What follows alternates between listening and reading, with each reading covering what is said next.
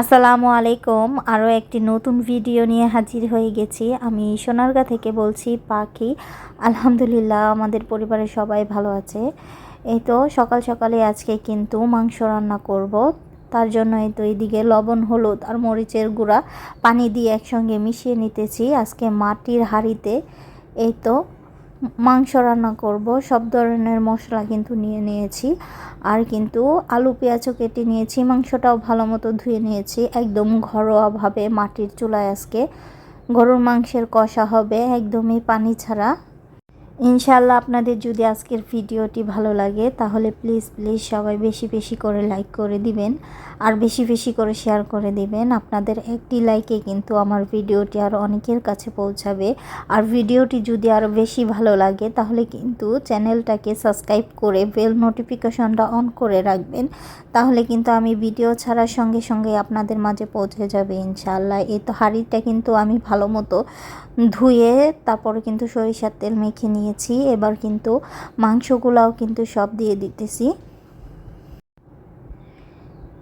এই তো এদিকে কিন্তু আমার পরিষ্কার করা মাংসগুলো সব দেওয়া কমপ্লিট হয়ে গেছে। এবার কিন্তু আমি আলু আর পেঁয়াজ কুচিগুলো দিয়ে দিব। আলুটা আমি একই সঙ্গে দিয়ে দিব যাতে ঝোলটা গাঢ় গাঢ় হয়। তার জন্য আলুটা কিন্তু মাংসটা রান্না করতে করতে একদমই প্রায় গলেই যাবে।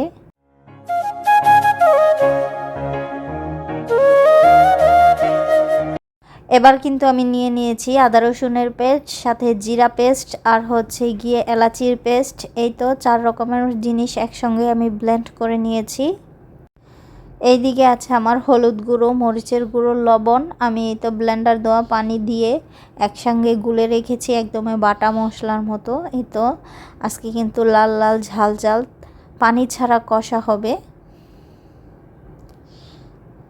আমি এবার কিন্তু এই তো মশলার সাথে অনেকটা মিশে আছে বাটিটার মধ্যে। এবার এটা আমি হালকা পরিমাণ পানি দিয়ে তারপরে কিন্তু দিয়ে দিতেছি।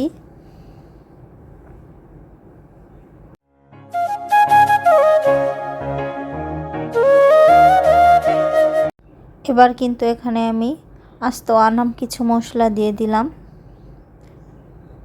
এবার আমি দিয়ে দিব সয়াবিন তেল আর খাঁটি গরুর দুধ।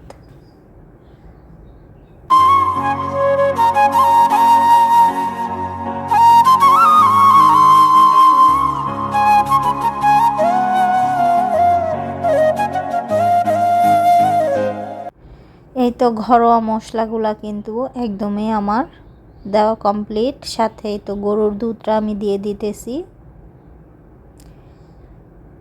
এই তো চায়ের কাপের 1 কাপের মতো আমি দিয়ে দিয়েছি। এবার কিন্তু ভালো মতো এগুলা হাতে মাখতে হবে। যত সুন্দর করে তোমরা হাতে এই মশলাটা মাখবে তত সুন্দর হবে খেতে।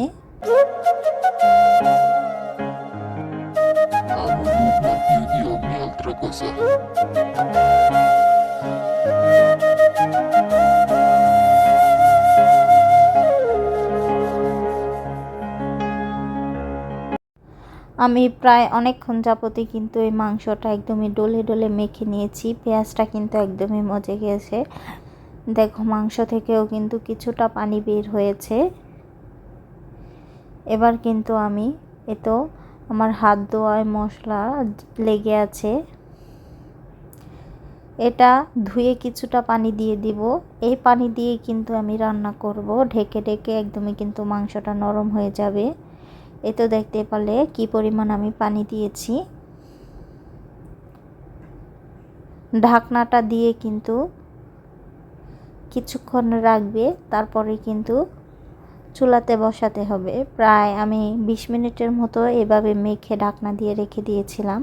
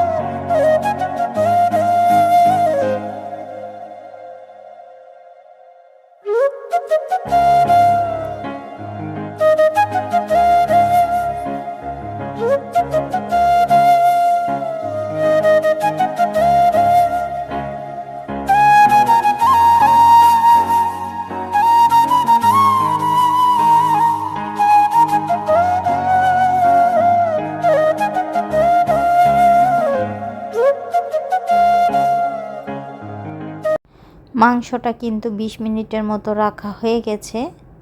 এবার কিন্তু আমি এই তো আস্তে আস্তে মাংসটা কষিয়ে কষিয়ে রান্না করব, যেহেতু মাংসের মধ্যে কিন্তু আগে থেকে আমি দুধ দিয়েছিলাম, মশলা দেওয়া পানি দিয়েছিলাম, হাত ধোয়া পানি দিয়েছিলাম। এই পানিতেই কিন্তু মাশাল্লাহ মাংসটা রান্না হবে। তো দেখতে পারতেছো মাংস থেকে কিন্তু পানি বের হওয়া শুরু হয়েছে। আমার পাতিলটা কিন্তু এখনও গরম হয়নি।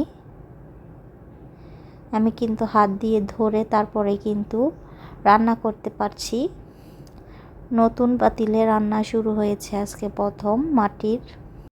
প্রায় অনেক বছর পর কিন্তু এই তো মাটির পাতিলে ফার্স্ট আমি রান্না করছি আর ফার্স্ট খাবো। ছোটবেলায় খেয়েছি কিনা তা জানি না। এ তো মাংসগুলা কিন্তু পানি বের হবে, পানি বের করে আস্তে আস্তেই আমাদের গ্যাসের পরিমাণটাও কম আছে, যেহেতু লাইনের গ্যাস সব সময় পাওয়া যায় না। এই তো আস্তে আস্তে আমার মাংসটা হতে থাক আর আমি একটু নেড়ে নেড়ে কিন্তু রান্না করছি। দেখতে পারতেছো মাংস থেকে কিন্তু বেশ কিছুটা পানি বের হয়েছে। এই পানি দিয়ে কিন্তু আমি মাংসটা রান্না করব। মাশাআল্লাহ রান্নাটা খেতে এমন মজা হয়েছে, দেখতে পারতেছো আলুগুলা কিন্তু এখনই গলে যাচ্ছে। একদম কিন্তু লাল লাল ঝাল ঝাল রান্না হচ্ছে। আমার বাচ্চারা খেতে পারবে কিনা তা কিন্তু আমি জানি না। প্রচুর পরিমাণের মরিচ দিয়ে আজকে একদমই লাল করে রান্না করছি। ইনশাআল্লাহ আমার সঙ্গেই থাকুন। এক চুলায় কিন্তু আমি ভাতও বসিয়ে দিয়েছি। ভাত কিন্তু আমার বলক উঠে গেছে, এখনো কিন্তু আমার মাংস হচ্ছে।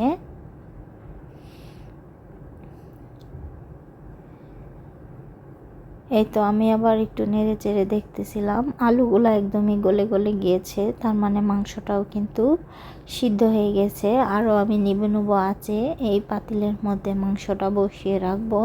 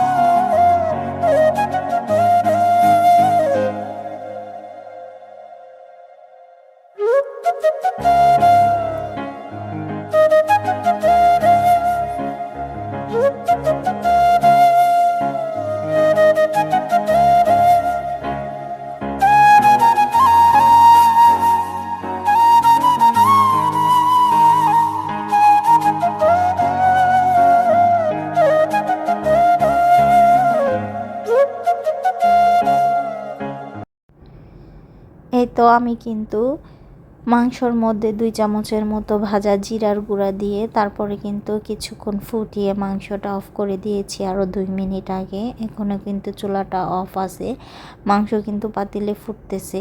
মাশাআল্লাহ আমার মাংসের কালারটা কিন্তু খুবই দারুণ এসেছে। ভিডিওটা দেখতে দেখতে পর্যন্ত যদি কেউ চলে এসে থাকো, প্লিজ একটি লাইক দিয়ে আমার ভিডিওটি কন্টিনিউ করবে। আজকের মতো কিন্তু ভিডিওটা এই পর্যন্তই। আল্লাহ হাফেজ, টাটা, আসসালামু আলাইকুম। আরও নতুন ভিডিও দেখার আমন্ত্রণ রইল।